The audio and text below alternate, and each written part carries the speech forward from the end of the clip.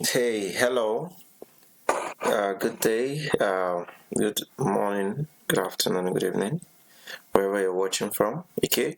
Um, I'm welcoming us again to another amazing time on cloud computing fundamentals for cloud engineers and DevOps. Okay. So uh, we'll be continuing from where we stopped.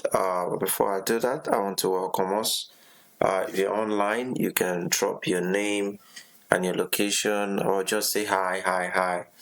I'm here. Just so I can know you're with me on the live stream. And then,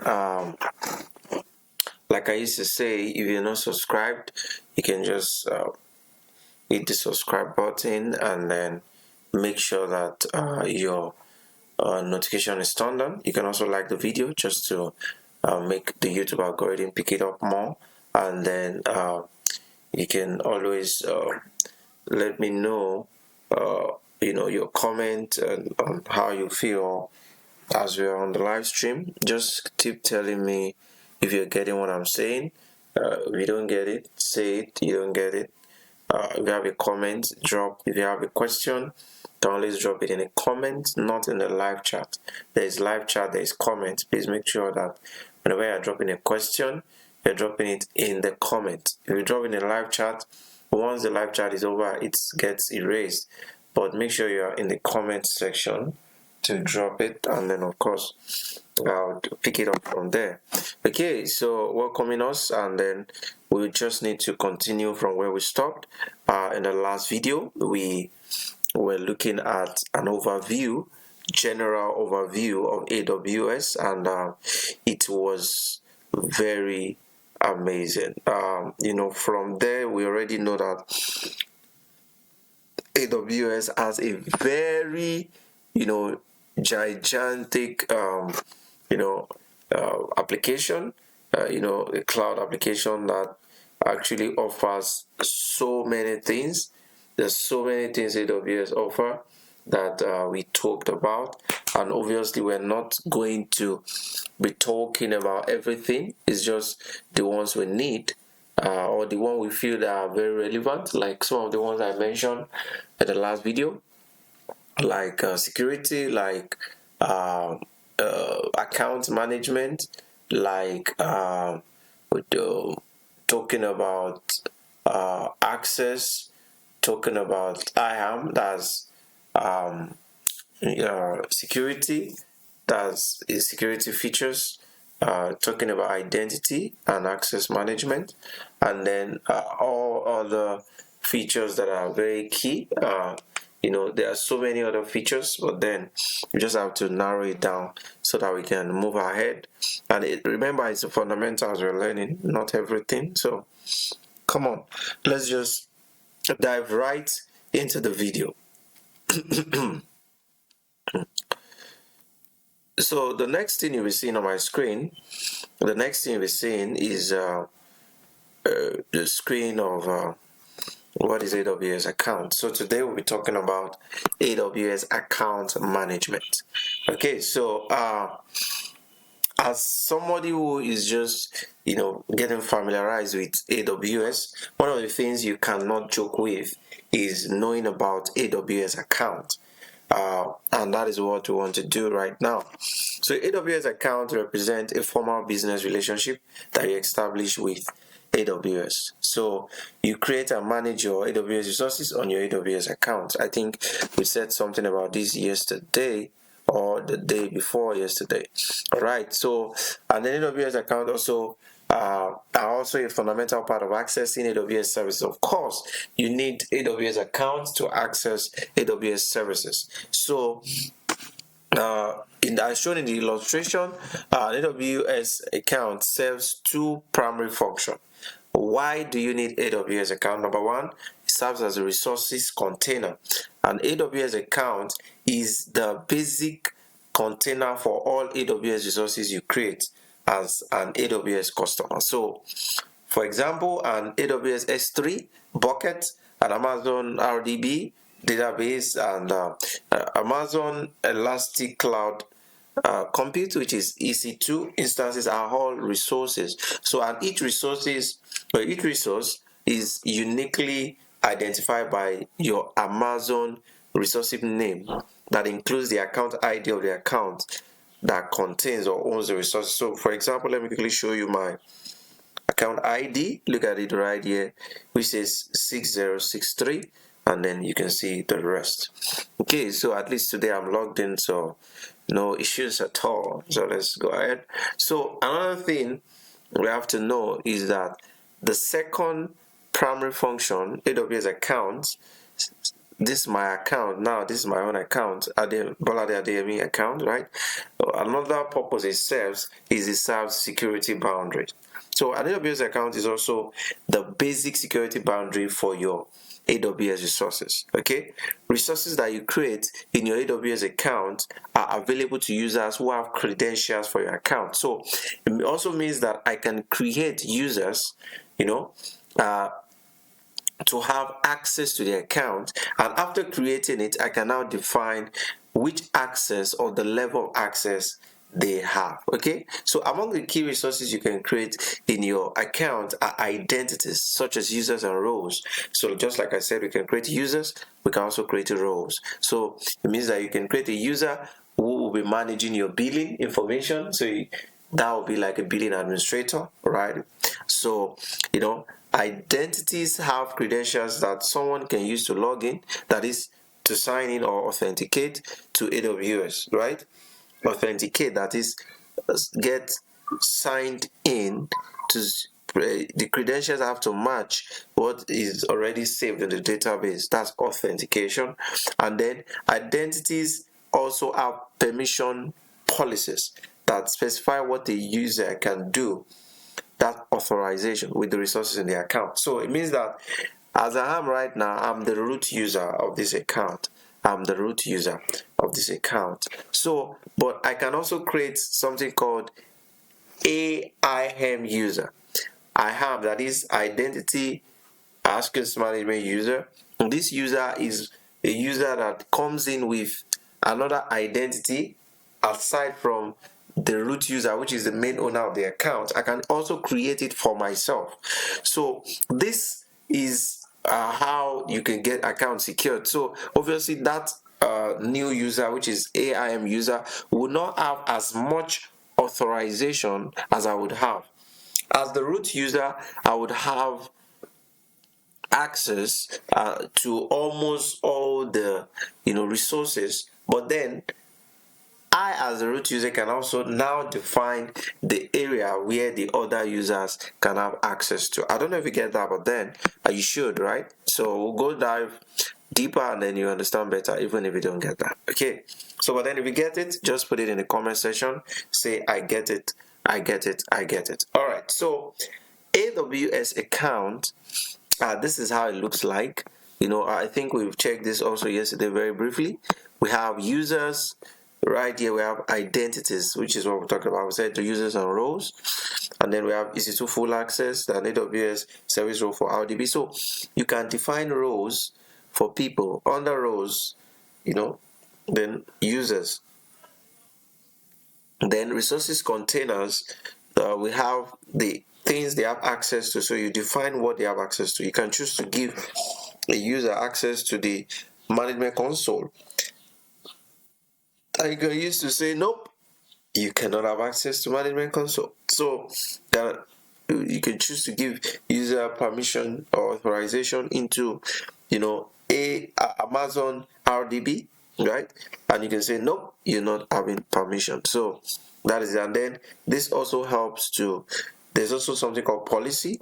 So obviously you define policies that can also guide authorization and access. Okay, so using multiple AWS accounts is best practice for scaling your environment, as it provides natural billing boundaries for cost, isolates resources for security, gives flexibility for individuals and teams, in addition to being adaptable for new business processes. So they're just saying that you might need, or you might need multiple AWS account based on what you're trying to do, because there's something AWS account, if you mix up so many things in one account, you might get it mixed up, especially you might not know how much you're spending for a particular project or for a particular functionality. So we've already talked about features of AWS account, so let's dive right into this. So if you're a first time AWS user, your first sign is to what? Is to your first step is to sign in. So obviously, let me see if I can sign in, sign out and sign in again. So let me sign out. Let me see. Just sign out. Let's wait for it to sign out, and then I would try to see if I can sign in again. Okay, so let me sign in. Let me try to sign in. So you can see, so now look at it. So this is how it looks like. You can see AIM user signing. So this is if I created a user aside me, the owner of the account, this is where the user is going to sign in with. The user is going to sign in with account ID or alias, and then or is going to sign in with AIM username and password. Okay, and then like that. But I've not created that because I haven't had need to. So I'll be signing as the root user. So like I said, the root user is like the administrator. In Azure, they call it global administrator. So that is the overall administrator of the account. So I'll be signing as a global administrator. Okay, and that's what I just clicked right now. Sign in using the root user email, because I'm the global administrator.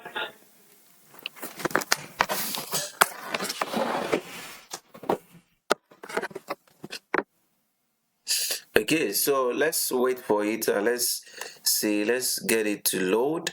Let's see, we're still waiting for it to load. And as soon as it loads up, then I can log in. But then why? I don't know. The network, I don't. Network is really a bit very funny recently. But then let's hope that it works faster right now. Okay. So you can see that two types of users. From here, you already see we have root users and we have AIM users. Do you see? Account owner that performs tasks requiring unrestricted access. So because I'm the owner of the account, I have unrestricted access. So that makes me the root user. But I can also sign in as the what? AIM user, which is identity and access management user, which is a user within an account that performs daily tasks. So it necessarily does not have unrestricted access. The access is defined for AIM user. So I think in this tutorial, one of the things we are going to be doing is we're going to be creating a new AIM user. Okay, so but then for now, let me sign in as the root admin. So that's my email right there. So then my password, let me try to put in my password.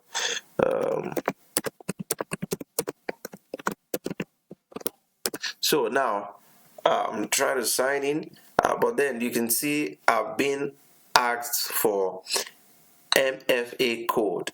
That is my multi-factor authentication. Okay, so multi-factor authentication is another thing we're going to be talking about another day. But then what it literally does is it gives you a kind of another level or another layer of protection for your account, so as to ensure that you have your account secured even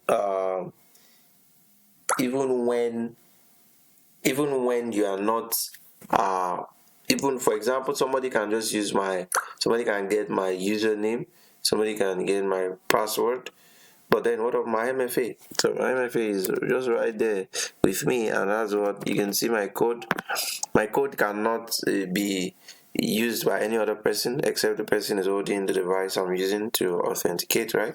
So you can see I'm in as a root user. So these are a typical AWS account looks like. You can see AWS here which is once you click it, that's the home. It will obviously take us back here. This is where you have all the services. You can see all the services: analytics, application integration, blockchain, all the services we have been mentioning. You can see some recently visited, some places I visited recently is being displayed here, right? So those are the applications. So from there we can go anywhere, and then you can see my applications, all services. So you can also click all services, show you a list of all the services you see that are applicable, or that you can have access to as AWS user. So you can see a compute, we have EC2, Lightsail, Lambda, Batch, and all this stuff. Under satellite, you see services. Under security, see all the services. Under quantum technology, see the services. Under management and governance, see all the services. Under containers, see all the services. Under storage, see all the services. Under database, see so many services. Media, cloud, financial management, you can see the migration and transfer. You can see the media services. You can see the application integration, machine learning, networking, and content delivery. You can also see a developer tool. You can see end user computing, Internet of Things, analytics, game development, customer enablement, robotics, and blockchain. You can see that. Imagine so many things that we have right there. All right, so that is it. And then if I have an application running, this is where I would see my application that it's running. Okay, so I will leave there. I will just go back to home. You can see when I click this, it takes me back to home page. All right, so back to the home page. Like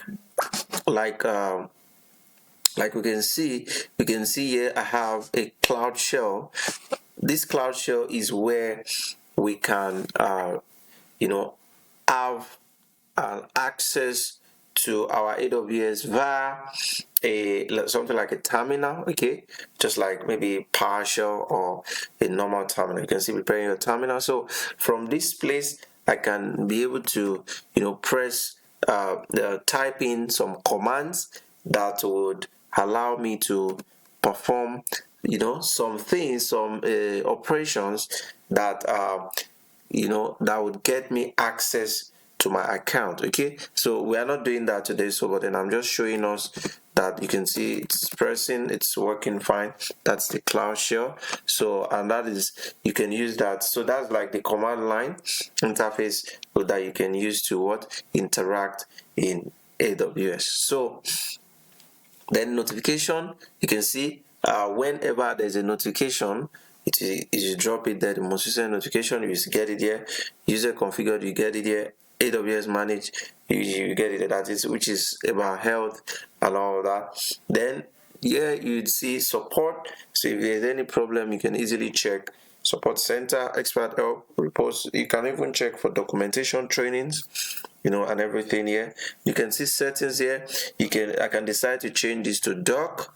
You can see dark it is, and then I can decide to say my browser default, which is dark, right?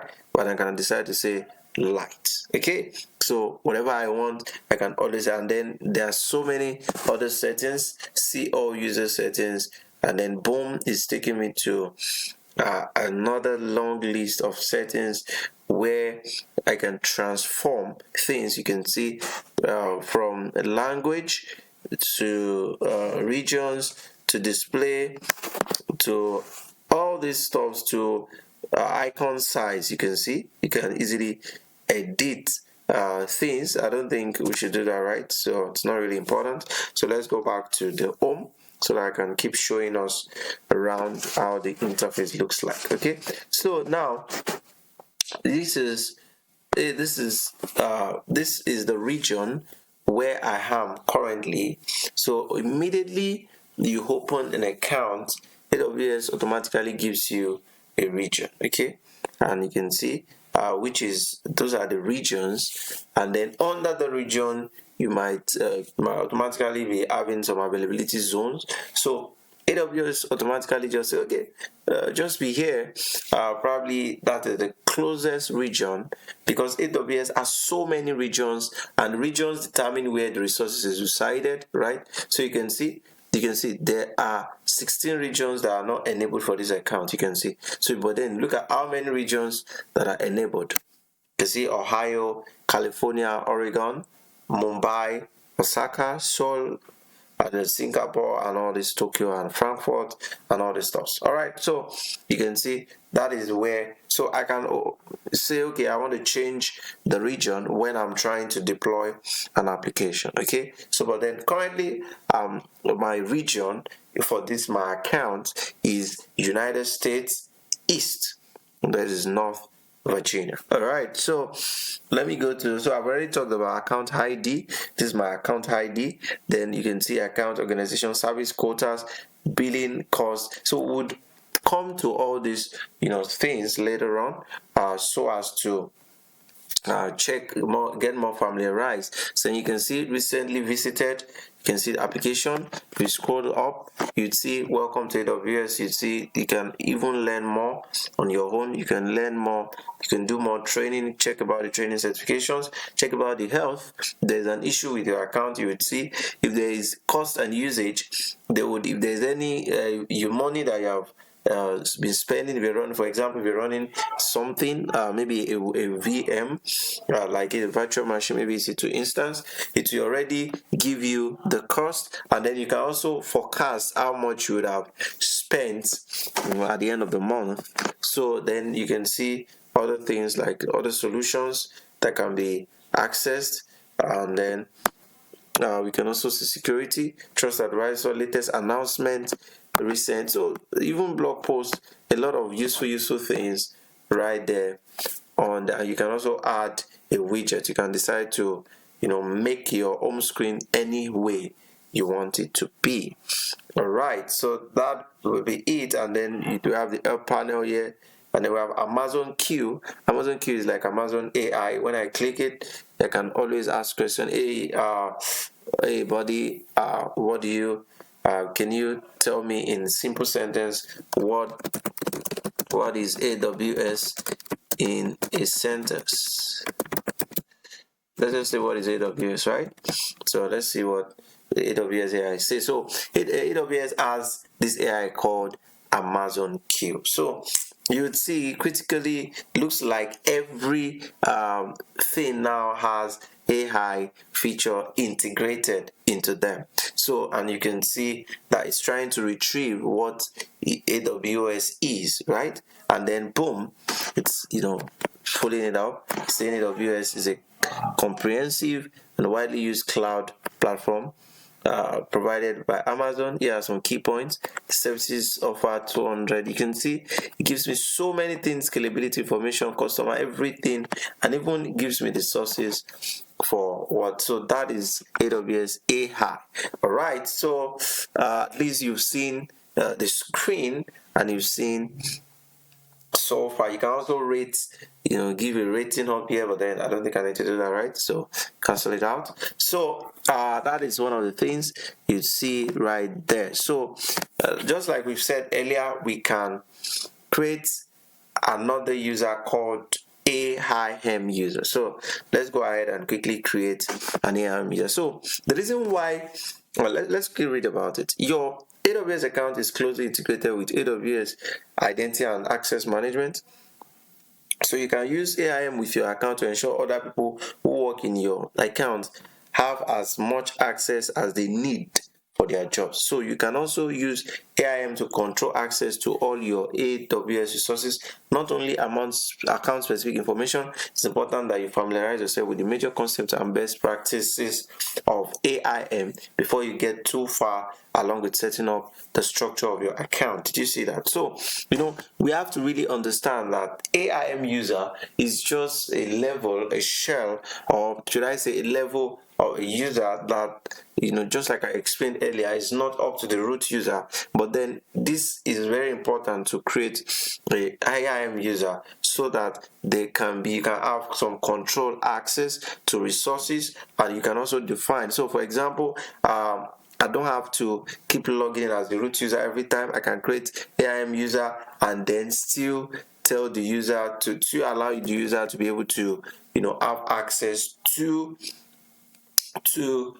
cloud, to my console. Okay, so now let's quickly do that. So you can see I quickly searched something. I'll just go to this. So whenever you're doing something on AWS, because you have so many things on it, you don't necessarily have to keep juggling around the GUI. You can easily just type. If you have an idea of what you're looking for, you can just type. So now I'm looking for user and I'm trying to create a user. So let me click a user. So once I click that, it's going to automatically take me to where I can create a new user, and then probably that's where we can create our IAM user. All right, so you can see I see here it said an IAM user is an identity with long credentials that is to interact. So you can see I can create my user. Click create user, and then let me give it a username. So let me name it Bolade 2. All right, that is my, so you can see I can decide to give it access to AWS console. All right, and I can decide not to. So for this one, I'm not giving it access to my console, just so that you can see how it works, right? So and then Bolade Adeyemi, okay, 2. All right, so and then I say next. So you can see I can add user to, so this is where I can set my permissions. So add user to a group, add user to an existing group. I don't think I have a group yet. I've not created any group. So you can see copy permission attached. So I need to create a group first. So let me say create group. All right, so you can see all the group. I can decide to say the group name, say I can say tutorial first group. You can see. So now you see a user group already tells you that a user must fall somewhere. Just like we've checked, you can see right here, you see we have users. You see this user has to fall somewhere.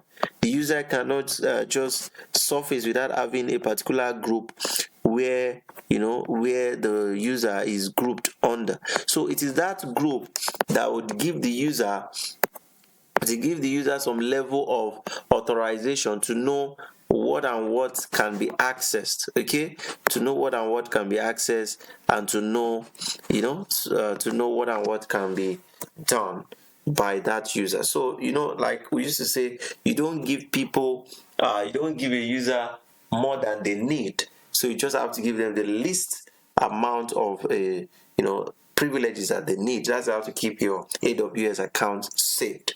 All right, so let's go ahead. First group, and then I can now select. Okay, so you can see administrator access. You can see I can give, you can check, some of the permissions for the user. I can give the user some accesses.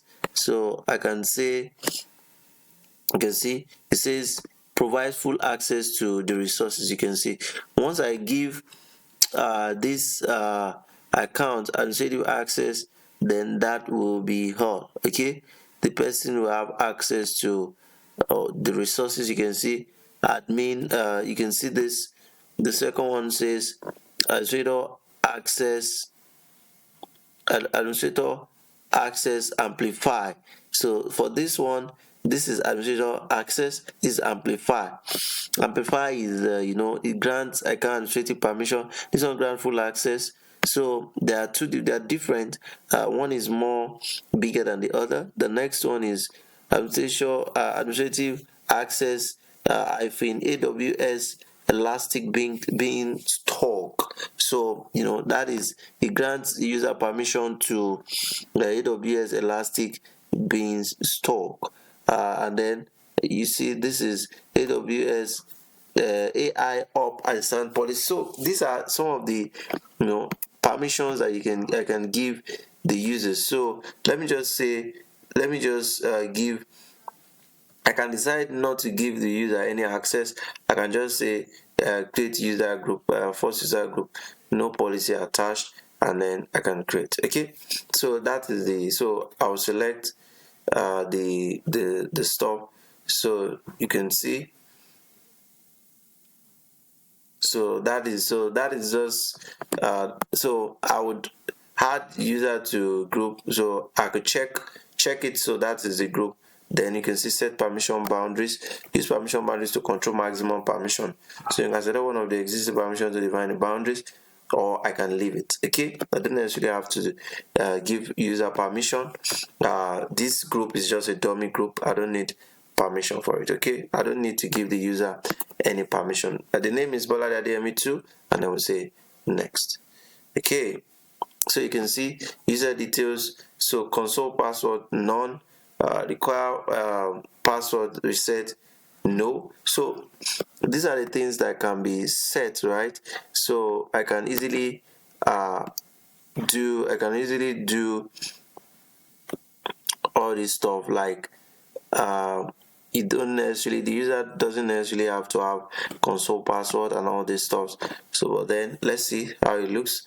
So you can see we have the user is in a group that I just created, which has no permission. Okay, and then these are also optional tags. Optional tags are key value pairs you have to resources to help identify, organize, or search for resources. So tags helps you to associate user, so you can just create tags to say, oh, to regroup. So it's just like another kind of label. It's just like a label on groups. All right, so let's say create user. So it's creating the user. So let me view user. So let me view user. So you can see on the groups have that's the name of the user, Bolade Adeyemi2, and then see, I can click on the group, and then you can see, here we go, you see the user right there, and then you can always check. So it's just like a round, you just keep going around, because it's just a user that was created and I was not given any policy or anything at all.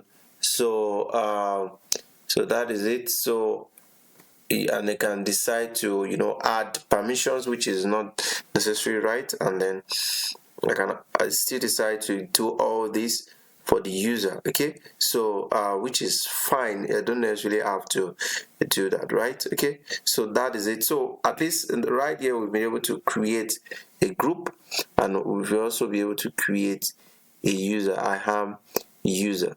Okay, so that already tells us that we can. So next time, probably if I want to log in, I can now use I can now use this user to log in.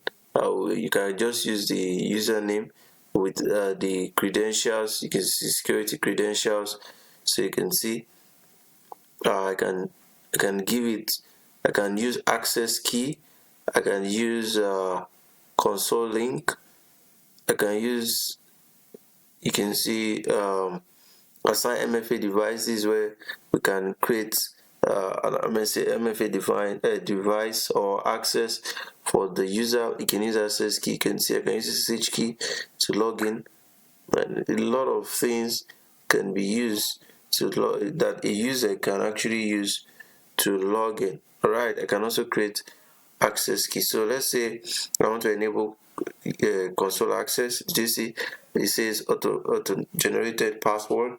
So and then I can also customize a password. Okay, so let's just say auto generated password, and then you can see user must create new password at sign in. You can see you can decide to do that, and then you can decide not to check that. So once you check that, to allow them to change it to their own password, okay, that they like. So let's say enable console access. So you can see you have successfully enabled a new user password. So now this user can easily now sign in with username and what, and password or console. So you can see three ways this user can come in. He can come in with his URL. Bolade Adeyemi2 can come in with his URL. Bolade Adeyemi2 can come in with username, and then can come with password. Okay, so let's see, let's show You can see very funny password. You can just copy it, and then let's go try to sign in. Okay, there is no MFA. You can see enable without MFA. So let's sign out, and then let's try to sign in with the new user that we just created. So sign in, and then let's see what we get. Okay, so you can see I can say Bolade Adeyemi 2, right? And then I can paste the password, okay, which is this, and then I say sign in. Account ID or alias required.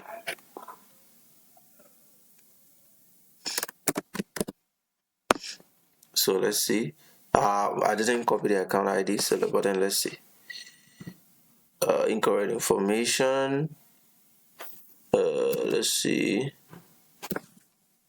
I think I need to get the alias first. I need to be sure what the alias is. So okay, let's sign in back and then quickly get the alias and then come back to sign in. Or let's get the account ID. So sorry, I could have gotten that. I could have just copied that and then used it to easily log in right now. So but then let's see. We should be in back in again. So I'm just trying to do all this so that we can see. I don't want to assume that we already know all this, right? Since it's an introductory stuff, we need to be sure that everything is sequential. So while that loads, so you can see prerequisite for creating AWS account. I don't think we need all this: email address, account name, address, phone number. Then how to create. So I don't think you need. Anybody can easily just hit the sign up button, right, and do a creation, and then you can see MFA multi-factor authentication. Just like I said, another security layer needed, and then you can see AWS management console, a command line tool that I showed us earlier, can be used to access the CLI, that cloud shell that I showed us not long, can be used to access to access the management console. Okay, so let me quickly try to log in. I really need us to log in as the IAM user so that I can, at least we can know that we've achieved that. I don't want to assume that we've gotten it that way. So just give me a minute. I'm putting in my MFA code. Okay, so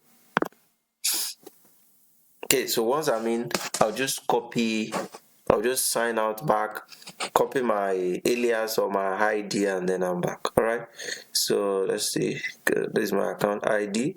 Okay, copied. So now let me quickly sign out and try to log in again. Okay.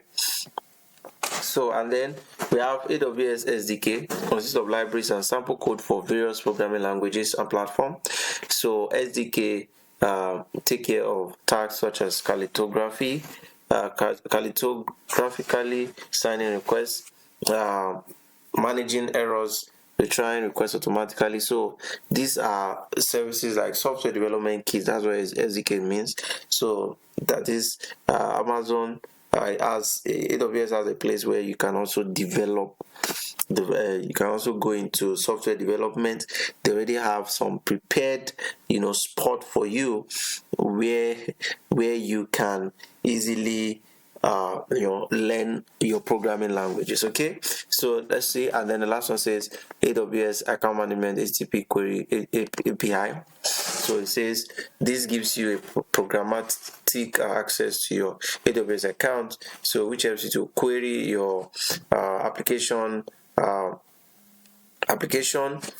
your API, that is those gateways, those application integration that you can use to quickly request services when working. Okay, so now let me quickly try to sign in as IAM user, and then I think that if we can successfully do that, we've been able to get at least some introduction to how AWS is being run, at least on the surface level.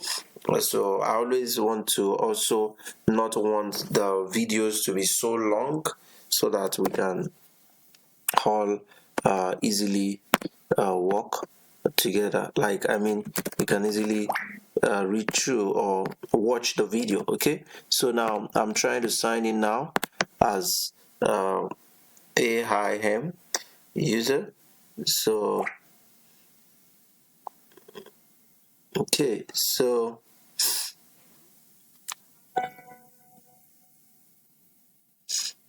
okay,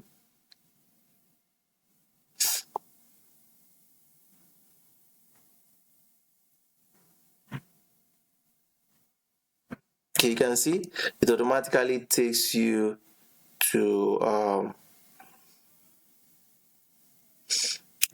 you can see it automatically takes us to this thing, expired or require a reset. So you can see, remember we checked it, we checked that area where we say require a self password reset. So that is what is going, that's what is happening right now. So I can just put in a last password, and then I can now input a new password. I can decide to just use 12345 I don't know if it will take that. That is a very simple password. So it's just for a show, right? It's just for us to be able to demo this, perform this. Oh, does not comply. You can see even AWS does not want a too simple password. So let me try another one. Let me just say, I'll just use my name.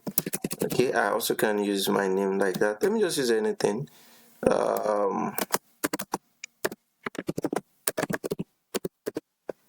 Okay, let me try. I hope this complies. So you already know when it comes to compliance, they want you to use a password that has maybe a capital letter, right? A capital, you can see successful now. So a capital letter, a small, and then you can see it is saying an email will be sent and all that.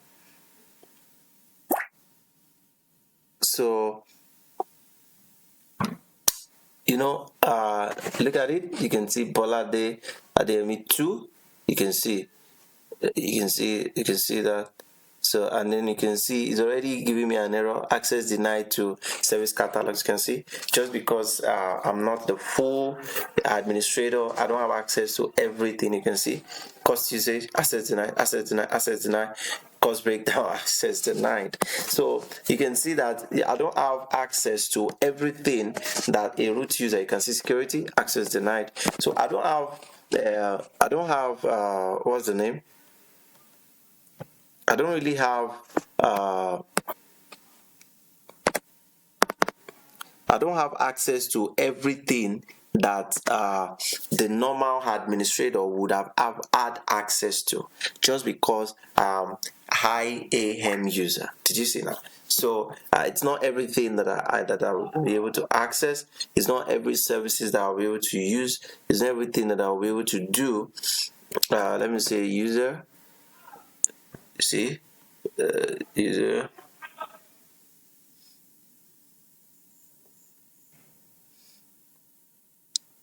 So you can see you do not have permission to, you can see I cannot create a user. Did you see? So I cannot also, you don't have permission to hire. So I cannot also do all this stuff. So you can see how interesting it is. So what you need is to just get your account ID, then a user, AM user. So you can really see that we need to really pay attention to all this stuff. So you need account ID, and then use the username and the password. So, and then like I said, from the root user you can also set what this AIM user have access to, right? So you can also decide what this user have access to. So I can easily sign out and then sign in back and give this particular user called Bolade Adeyemi to access to some other things. Okay, so and then you will be able to access more other resources. So you can see it's so interesting. And then I'll round up with this. Let me see. So we can always, I would probably drop this documentation, for us, so that we can know how to, you can get to see how other things works, on it. But then for today, we want to stop here so that we can take a break or a chill pill from there. All right, so that'll be all for today. If you have any question, you can always drop it. Okay, you can always drop it. And then like I said, do not use the live chat to drop questions. Use the comment section. And then if you are live on the stream, you can always like and then hit the subscribe button if you have not subscribed. Share it also with people that need to watch, right? So it's a free community. We don't have any segregation. Anybody can benefit. And then you can always ask questions if you need to ask questions. If you are, of course, if you're on the WhatsApp group, you can always drop question. If you're not on the WhatsApp group, you can always drop question right there on the comment section. Okay, so that will be it for today. I really hope that we really understand everything that we how to understand. All right, so that will be it. I'll be stopping here because I don't really want it to be too long. All right, so we'll see you in the next video on fundamentals, cloud computing fundamentals on AWS. And then today we talked about account creation, and then we've been able to check the root user, and we'll be able to also create an AIM user, which is a more like a sub user to the administrator. All right, so if you if you gain something, whatever you gain, you can drop it. If you have a speculation, you can drop it. If you think something is not right, you can also drop it. Like I said, it's a free community. We can always say things exactly the way they are, and trust me, nobody's gonna hold your comment against you. All right, so that'll be it. Let's enjoy the rest of our day. All right. Once again, this is our cloud computing fundamentals for cloud engineers and DevOps, and then let's enjoy the rest of our day. Thank you so much for joining, everyone. Let's enjoy.